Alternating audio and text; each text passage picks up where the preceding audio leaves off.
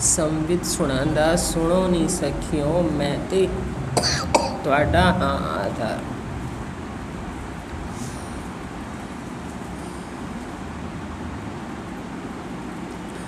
महापुरुषों का एक स्वभाव होता है कि जहाँ उनका मौका लगता है, जैसा मौका वो देखते हैं, उसी मौके के अनुसार अपनी बात कह देते हैं। जैसे माँ यदि बच्चे को कुछ अच्छा पौष्टिक आहार देना चाहती है तो वो मौके बना लेती है, सीधा नहीं खाते तो मौका के बना लेती है, किसी चीज़ में मिला करके खिला देती है। ऐसे ही महापुरुष, चाहे वो गुरु नानक जी हों, चाहे हमारे सद्गुरु हों, वो चैत्र मास से चैतन्य को कह देते हैं और हमारे सद्गुरु संवत से संवित की बात कर देते हैं। बात है नए संवत की और उन्होंने उसी बहाने हमें संवित की महिमा सुना दी। किसी ना किसी तरह से अपने विचार हम तक पहुंचाना चाहते हैं। क्या कह रहे हैं? संवित सुणांदा सुनो नी सखियो मैं ते तुहाडा हां आधार। संवित सामान्य सत्ता का योग वशिष्ठ में शब्द प्रयोग होता है संवित। संवित संवेदन स्पंदन। संवित से संवेदन खड़ा होता है और संवेदन से फिर स्पंदन खड़े होते हैं। संवित यानी सामान्य सत्ता, जिसको गुरुदेव ने आधार का। संवित सुणांदा सुनो नी सखियो, संवित सुना रहा है, उसमें सुनाना नहीं है, सामान्य सत्ता है, लेकिन कृपा करने पर आ जाए, दया करने पर आ जाए तो विशेष रूप से विशेषता प्रकट कर लेता है। सुनाना है, उसमें द्वैत नहीं है, द्वैत की कल्पना भी नहीं है और द्वैत सुना भी नहीं रहे, लेकिन एक भाव बनवा रहे हैं, एक समझ बनवा रहे हैं कि तुम एक भाव बनाओ, एक समझ बनाओ। क्या समझ बनाओ? इसमें दो बातें हैं। पहली, भीतर अपने को वहाँ खड़ा करो, वहाँ खड़ा करो जहाँ तुम संवित को अपना सखा रूप में अपना सको। खुद को पहले वहाँ खड़ा करो। देह भाव से मुक्त हो जाओ, माया से मुक्त हो जाओ। प्राण चल रहे हैं जिस देह में, उससे अपने को मुक्त कर लो। प्राणों को प्राण देखो, देह को देह देखो, अंतःकरण को अंतःकरण देखो, मैं ना देखो। अपनी मैं को इन सब से मुक्त कर लो। वहाँ खड़े हो जाओ जहाँ तुम्हें परमात्मा तो कह रहा है तू मेरा सखा है, तुम भी उसको सखा रूप से पहचान सको। सखा का मतलब होता है जो साथ साथ रहते हों, साथ साथ खाते हों, साथ साथ चलते हों, साथ साथ आहार विहार करते हों। जैसे अर्जुन को भगवान कहते हैं, भक्त है तू सखा मेरा। इससे श्रेष्ठ भेद ये भेद सखा और भक्त को बताया जाता है। ये श्री कृष्ण भगवान ने कह दिया। यहाँ पर हमें सद्गुरु कह रहे हैं संवित सुनांदा सुनो नी सखियों। वो सुना रहे हैं, दया कर रहे हैं, कृपा कर रहे हैं, सुना रहे हैं। किस भाव से सुना रहे हैं? सखा भाव से। वो जानते हैं कि मैं के वो साथ साथ रहते हैं। हम समझ रहे हैं कि हमारी मैं देह से जुड़ी हुई है, पर वो अपने साथ जुड़ा हुआ महसूस करते हैं। जानते हैं कि ये मैं परमात्मा से, आधार से, संवित से कभी अलग नहीं होती, देह से कभी जुड़ी नहीं और परमात्मा से कभी अलग नहीं हुई। देह नित्य निवृत्त है, परमात्मा नित्य प्राप्त है। नित्य निवृत्त से तुम भी अपने को निवृत्त कर लो, और परमात्मा जो नित्य प्राप्त है उससे अपने को प्राप्त देखो, सखा भाव देखो, अपने को उससे जुड़ा हुआ अनुभव करो। इस भाव से ये दो लाइनें जो है ना, मुझे वर्ष भर नहीं भूलती। वर्ष भर के लिए सामग्री लगती है, क्योंकि इसमें सब उपनिषदों का, सब शास्त्रों का निचोड़ है। क्या कह रहे हैं? संवित सुनांदा सुनो नी सखियों। अपने को परमात्मा से अभिन्न देख करके सुनो, अभिन्न जान करके सुनो। इस भाव से सुनो कि तुम उसके सखा हो, साथ ही रहते हो, साथ ही खाते हो, साथ ही चलता है, साथ ही रहता है।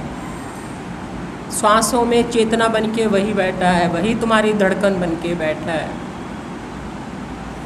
तुम्हें लगता है मैं खाता हूँ, नहीं, वो है तो वो तुम खाया हुआ पचा पा रहे हो। वैश्वानर अग्नि होके प्राणियों के शरीर में प्राणापान द्वारा पचाता हूँ अन्न में। सब कुछ वही साथ साथ रहता है, सोच में भी वही रहता है, उसकी चेतना रहती है। हर रूप में वो तुम्हारे साथ रहता है। तुमसे पहले वो होता है, तुम बाद में होते हो। प्रकाश पहले होता है, वस्तुएं बाद में होती हैं। पहले वो होता है, बाद में तुम होते हो। इसलिए वो पहले कह रहा है अपनी तरफ से कि सुनो नी सखियों। वो पहले कह रहा है सखा। अब तुम भी सखा, जब उधर से सखा का भाव आ रहा है तो तुम भी अपने में सखा भाव ले आओ। किसके सखा? संवित के, जो सुना रहा है। अंतर्मुखता के लिए ये दो लाइनें गजब की लाइनें हैं। संवित सुनांदा सुनो नी सखियों। सुनो, कौन सुनो? देह भाव से मुक्त चेतना, परमात्मा के अभिन्न होकर के, परमात्मा के साथ अभिन्न रहने वाली, जो उसके साथ परमात्मा अभिन्न रहता है, द्वैत नहीं होता, संग संग रहता है, वो सुनो। खुद को सखा समझ करके सुनो, प्रेमी समझ के सुनो, एक संबंध बना के सुनो, जुड़ाव महसूस करके सुनो। क्या सुनो? कहते हैं मैं तो ਤੁਹਾਡਾ हाँ आधार। ये सुनो। वो कुछ और नहीं चाहता, उसमें सिर्फ एक ही बात वो चाहता है कि समझो, तुम्हारा संसारिक सखा तुमसे कुछ चाहता होगा, तुम उससे कुछ चाहते हो। इसलिए भगवत सत्ता अहेतु की प्रेम करती है, अहेतु की कृपा करती है, उसमें कोई हेतु नहीं है। क्या हेतु है? बस यही हेतु है कि तुम उसके साथ अभिन्न हो जाओ, जोड़ कर लो, योग कर लो, भक्ति कर लो। ये देखो मैं ते तुहाडा हाँ आधार। वो कह रहे हैं जो मैं है ना, मैं संवित की मैं, संवित की मैं, जो मैं परिचिन्न नहीं है, जो मैं अपरिचिन्न है, जो मैं सर्वरूप है, वो मैं जो तू है ना, तू सखा, उसका आधार है। तू का आधार वो मैं जो सर्वरूप है, सर्वत्र है, सर्व आधार है, सर्वभाषक है, सर्वप्रकाशक है। वो सर्वाधार मैं इस तू का, जिस तू को तुम परिचिन्न देख रहे हो, देश काल वाली देख रहे हो, जिस तू को तुम जन्म मरण वाली देख रहे हो, उत्पत्ति स्थिति वाली देख रहे हो, वो तू नहीं है। तू का व्यापक में, सर्वरूप में आधार है। ये ध्यान रखना। और जैसा आधार है वैसा ही मैं है, आधार से अलग मैं नहीं है। क्योंकि आधार ऐसा आधार है, उपादान कारण है। आधार का मतलब उपादान कारण। जैसे मिट्टी घड़े का आधार है, यानी उपादान कारण है, आधार है। जैसे स्टील के बर्तनों का स्टील आधार है। आधार का मतलब जिसमें दिखते हैं, जिसमें लय होते हैं, जिसमें उत्पत्ति दिखाते हैं, स्थिति दिखाते हैं और लय दिखाते हैं, पर सिद्ध नहीं कर पाते स्वयं को। वही सिद्ध होता है जिसमें दिखाते हैं। मैं ते तुहाडा हाँ आधार। हे मैं, वो मैं कौन सी? संवित की मैं, जो सुना रही है, जो हमें अपना सखा जानती है, हमें अपने से अभिन्न जानती है। वो तो जानती है, वो ईश्वरीय मैं है। तुम्हारी जीव भाव वाली मैं अपने को तू करके जानती है, उससे भिन्न जानती है। लेकिन वो कहते हैं तुम उसको, उससे अपने को भिन्न ना जानो, अभिन्न जानो। तुम नहीं हो, तुम नहीं हो। तुम दिखते हो, पर तुम में मैं जो व्यापक मैं है वो आधार रूप से विराजमान है। तुम में संवित की मैं आधार रूप से बैठी है। तुम्हारी कोई सत्ता अलग सिद्ध नहीं होती। वो जो तुम्हारा सखा है वही तुम्हारा आधार है, जिससे तुम प्रेम करते हो, जिसको तुम ढूंढ रहे हो, जिसके बगैर तुम जी नहीं सकते, जिसका तुम अपनेपन को तरस रहे हो, जिसके आनंद को तुम तरस रहे हो, वही तुम्हारा आधार है। और उस आधार को कैसे सुनो? वो तो सुना रहा है। उसको कैसे सुनो? तो कहते हैं स्वाविच स्वानु सुन सको जे। अब वो आधार कह रहा है मैं तुहाडा आधार हाँ। तुम कह रहे हो मैं हूँ। वो कह रहे नहीं, तू नहीं है, तू में मैं बैठा हूँ, तू में मैं बैठा हूँ। मेरी मैं परिचिन्न नहीं है, तुम्हारी परिचिन्न मैं परिचिन्न भी नहीं है। उसकी परिचिन्नता झूठी है, मिथ्या है, भ्रमित है, भ्रम है। वो तो अपरिचिन्न मैं में दिख रही है, दिखती है, लय हो जाती है। असल में एक अपरिचिन्न मैं ही है, दूसरी मैं है ही नहीं। जो तू कह रहा है अपने को, उसकी कोई तू वाले की सत्ता नहीं है। एक ही अद्वैत सत्ता है, संवित की, मैं की, संवित वाली मैं की।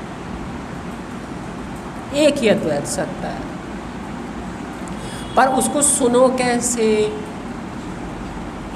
उसको कैसे देखो, उसको कैसे मिलो, उससे कैसे जुड़ाव बढ़ाओ।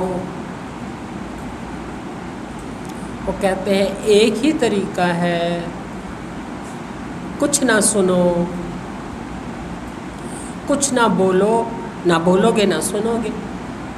अब तुम्हारे साथ कोई और तो बोलने वाला इस समय है नहीं, तुम तो एकांत में बैठे हो, शांत बैठे हो, अकेले बैठे हो, पर तुम कुछ बोलो मत। मन बन के, बुद्धि बन के, चित्त बन के, अहंकार बन के कुछ ना बोलो।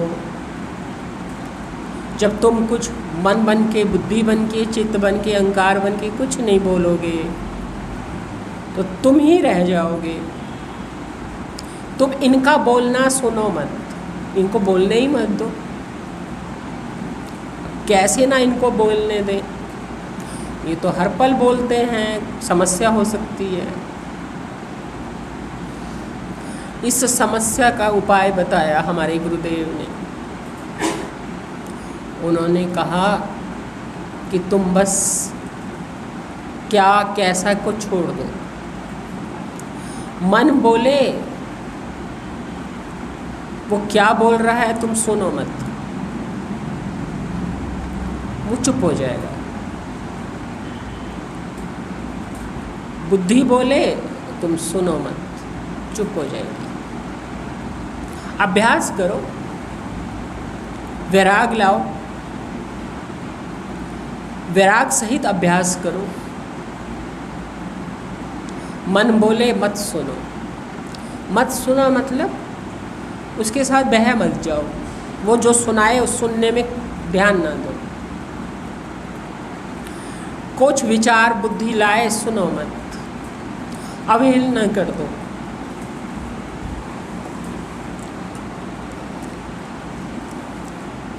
या तो अवहेलना कर दो,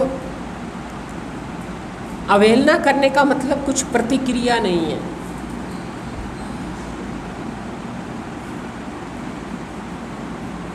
आए आने दो, चले जाएंगे, चले जाएं, आ जाएं, ध्यान ही नहीं देना उधर, सुनना ही नहीं। जब तुम अपने आप को मन बुद्धि चित्त अहंकार के सुनने से अलग कर लो, यानी मौन हो जाओ, कोई गुणात्मक क्रिया ना हो,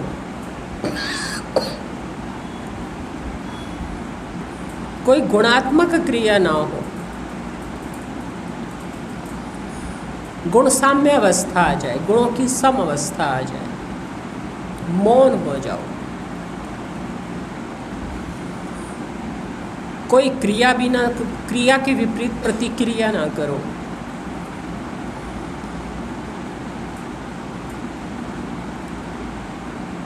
यूं कहो साक्षित्व जगा लो, बोधा हो जाओ, तटस्थ हो जाओ। मैं साक्षी हूँ, आए मन आए, चला जाए चला जाए, मैं तटस्थ हूँ,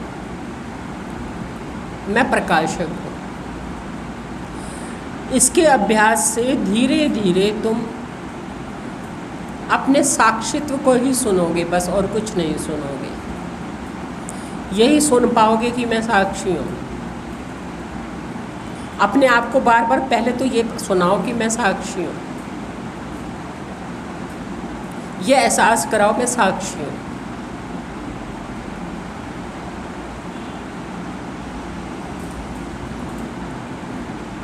ये एहसास कराने से कि मैं साक्षी हूँ,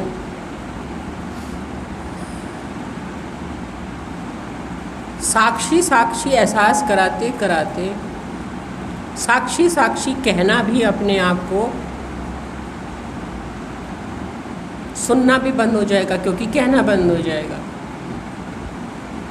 कहना इसलिए बंद हो जाएगा कि कहने की ज़रूरत नहीं लग रही है, साक्षी हो ही गए, कहें क्या, यही साक्षी। कहे तो तब जब कहना पड़े साक्षी।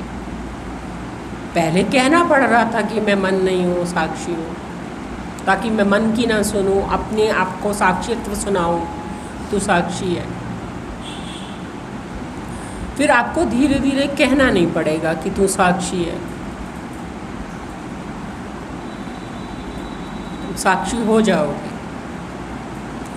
जब तुम साक्षी हो जाओगे तो अब तुम किसकी सुना रहे हो? स्व को स्व की सुना रहे हो।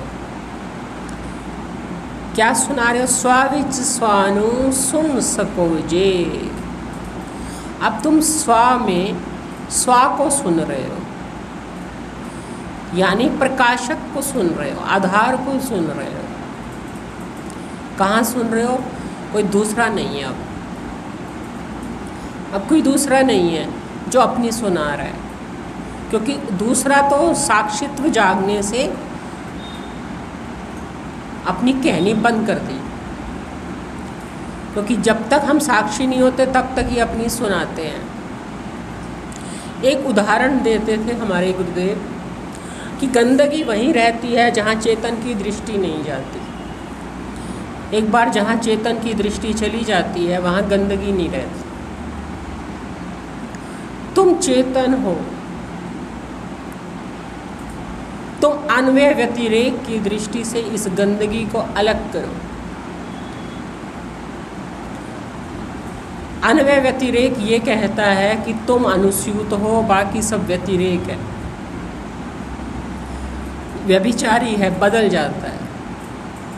तुम अनुस्यूत रहते हो, आधार जो हो। साक्षी साक्षी ही रहता है। मन आए, बुद्धि आए, चित्त आए, भाव आए, चले जाएं, अन्वय है। उसका देखना, उसका जानना, उसका प्रकाशना कहीं नहीं जाता। मन बदल जाएगा, विचार बदल जाएंगे, सोच बदल जाएगी, भाव बदल जाएंगे। ये सब व्यतिरेक है। तुम रहते हो। तो अन्वय व्यतिरेक की युक्ति से चेतन की दृष्टि पड़ती है तो बुद्धि के सारे दोष, बुद्धि मंज जाती है, बुद्धि शुद्ध हो जाती है। शुद्ध होने का मतलब है शांत हो जाती है, मौन हो जाती है। साफ चीज मौन रहती है। आप कोई साफ दाल, कोई साफ दलिया खा रहे हो, मौन रहेगा। एक पत्थर आ गया, एक कंकड़ आ गया, वो बोलेगा, वो मौन नहीं रहेगा। वो बोलेगा कि मैं हूँ। हम बोलेंगे मुंह में कुछ आ गया, बहुत कुछ आ रहा था, वो नहीं बोल रहा था, पर कुछ कंकड़ आ गया, कुछ पत्थर आ गया, वो बोलेगा। मैल बोलती है, शुद्ध नहीं बोलती, अद्वितीय चीज नहीं बोलती। बाकी सब हमने जो डाला सब कुछ नहीं बोला, पर कंकड़ बोला। क्यों बोला? क्योंकि वो विलीन नहीं हुआ, वो अद्वैत नहीं हुआ, उसने अपनी अलग सत्ता बनाए रखी, इसलिए वो बोला और हमने उसे त्याग दिया, उसको बुरा बोला, क्योंकि उसने अपने को सिद्ध किया। उसने वस्तु के साथ अपने आप को तालमेल में नहीं बिठाया, मिलान नहीं करा, एकत्व नहीं महसूस करा, पृथकता बनाए रखी, थूक गया हमने। तूने पृथकता बनाई तो थूकने योग्य है। जो अपने पृथकता बनाता है वो विकार है, वो थूकने योग्य है, वो त्यागने योग्य है। हमारे मौन में जो भी अपनी पृथकता बनाता है वो विकार है, वो व्यतिरेक है। आत्मा अन्वय है, आधार है। इसलिए स्वाविच स्वानु सुन सको जे, ऐसा पुरुषार्थ कर सको मतलब पुरुषार्थ। यदि ऐसा पुरुषार्थ कर लो कि कर सकना मतलब पुरुषार्थ। स्वाविच स्वानु सुन सको जे, हो जाओ भावों से पार। स्व में यदि तुम स्व को सुनने का पुरुषार्थ जगा लो, ये पुरुषार्थ है, यही पुरुषार्थ है, पुरुषों की इच्छा का विषय पुरुषार्थ।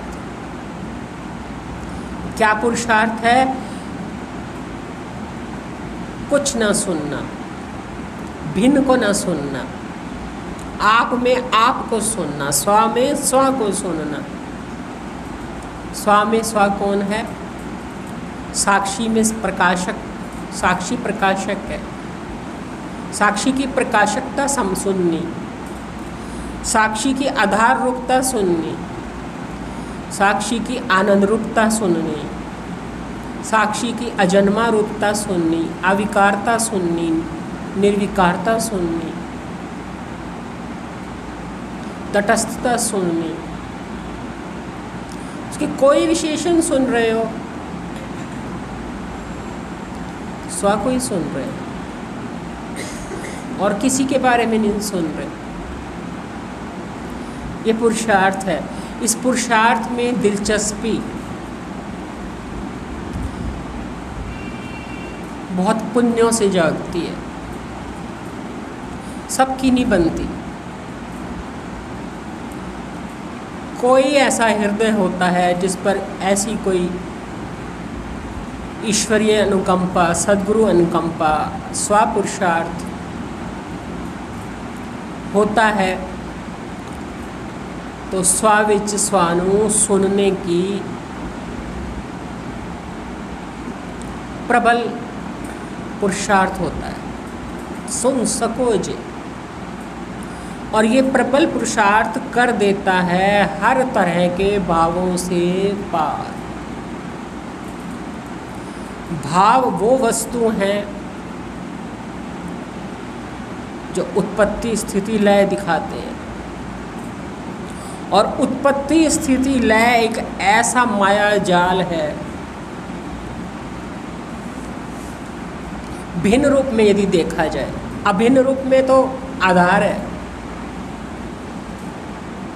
पर भिन्न रूप में देखा जाए तो ऐसा माया जाल है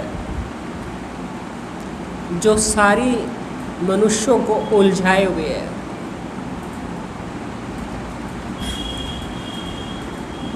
क्योंकि वो व्यतिरेक है।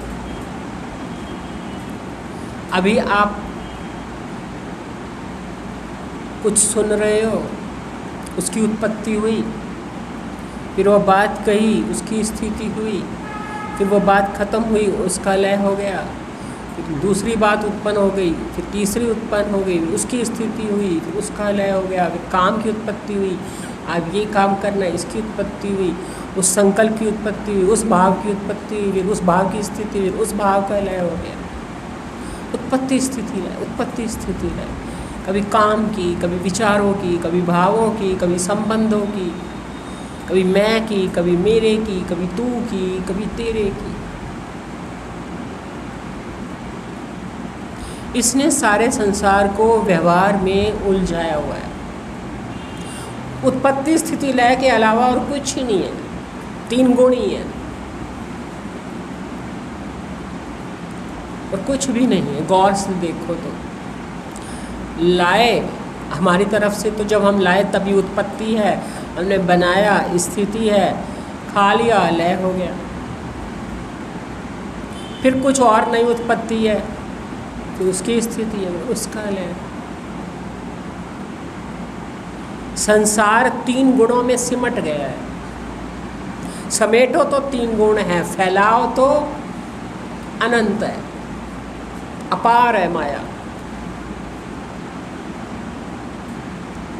ये माया जो अपार है, यही भाव है। उत्पत्ति का भाव, स्थिति का भाव, लय का भाव। भाव बदल जाता है, अब उत्पन्न हुआ, अब स्थित हो गया, अब लय हो गया। भाव बदलते रहते हैं और भावों में जीवात्मा विशिष्ट बन के, अंतःकरण बन के उलझी रहती है। सुन रहे हैं? उलझी रहती है। अब सुलझता कौन है? कौन सुलझ रहा है? गुरुदेव कह रहे हैं स्वाविच स्वानु सुन सको जे, हो जाओ भावों से पार। यदि स्वा में स्वा को सुन लोगे तो हो जाओगे, क्या हो जाओगे? उत्पत्ति स्थिति लय के भावों से पार। और यदि उत्पत्ति स्थिति लय देखते रह जाओगे तो तुम्हारी उत्पत्ति स्थिति लय भी कभी खत्म नहीं होगी,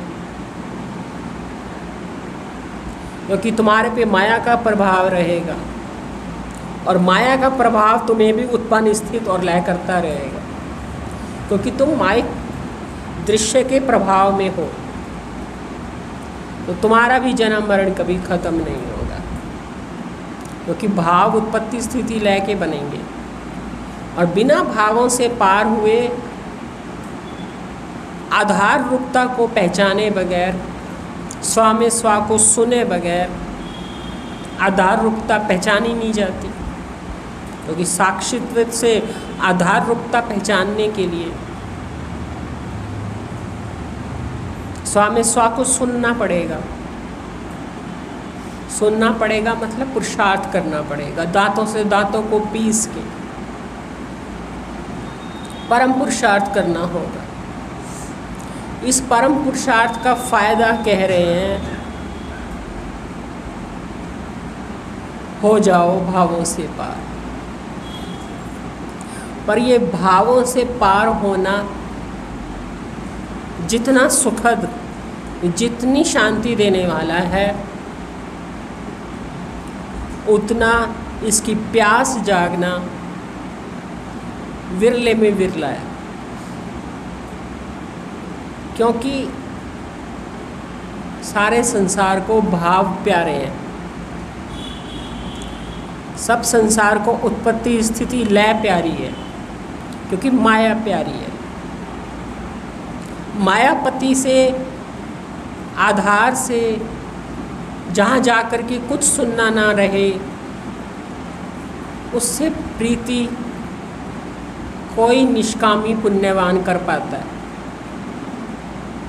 पर हमारे सद्गुरु हम पर दया कर रहे हैं, हम पर कृपा कर रहे हैं। वो हमसे भी ये उम्मीद कर रहे हैं कि हम सब उनके सखा हो करके, उनको आधार रूप से देख करके, उनको संवित रूप से देख करके स्वा में स्वा को सुने, पुरुषार्थ करें, ताकि हो जाए भावों से पार, भावों से पार हो जाए, भावों में ना उलझें। व्यवहार भावों में उलझाता है, परमार्थ भावों से निकालता है। भाव बढ़ते घटते हैं, भावातीत परमात्मा जो का त्यों रहता है। इसलिए हो जाओ भावों से पार। और हम देखें कि हम भावों से पार होना चाहते हैं, क्योंकि भाव एक ऐसी उलझन है जिसे कोई विरला सुलझाना चाहता है। और जो सुलझाना चाहता है उसके लिए बस एक ही तरीका है कि वो अपनी तरफ सम्मुख हो जाए, अपने आधार की तरफ सन्मुख हो जाए, उसको उसकी सन्मुखता पकड़ ले और इधर से उन्मुख हो जाए, इधर से उन्मुख हो जाए और अपनी उस तरफ की सन्मुख हो जाए। बार बार उसकी बात करे जिसकी बात करने से जीवन व्यर्थ नहीं होता, श्वास व्यर्थ नहीं होते, शक्ति व्यर्थ नहीं होती। अपने आप को बार बार ये मौका दे कि अपनी बात कर, मौके बनाए, मौके निकाले, जिज्ञासा से, श्रद्धा से मौके बनाए, मौके निकाल ले। ठक ठक में पानी पिए, मौके बनाने पड़ेंगे, मौके निकालने पड़ेंगे, मौके मिलेंगे नहीं, मौके देगा नहीं संसार, मौके बनाने पड़ेंगे, मौके निकालने पड़ेंगे, समय निकालना पड़ेगा, शक्ति बचानी पड़ेगी। अंतःकरण बचाना पड़ेगा, तब हो जाएंगे किससे, भावों से पार। इतना यदि कोई समझ ले, आगे तो फिर गुरुदेव ने पहरे बना करके नंबर डाले हैं, नंबर 1, नंबर 2, नंबर 3। इस बात को पहरे में नहीं लिया, इस बात को किसी क्रम में नहीं लिया, क्योंकि ये प्योर बात है, विशुद्ध चेतना की बात है। और विशुद्ध चेतना हम स्वरूप से हैं, पहचानने की देर है। तरीका वही है, बुद्धि का मार्जन करो, बुद्धि को मांझो, शुद्ध करो, अन्वय व्यतिरेक की युक्ति से। बदलने वाले को व्यभिचारी देखो और अबदलने वाले को अनुसूत देखो। इससे बुद्धि का मार्जन होता है, बुद्धि शुद्ध होती है, चित्त शुद्ध होता है। शुद्ध चित्त में परमात्मा का प्रतिबिंब पड़ता है।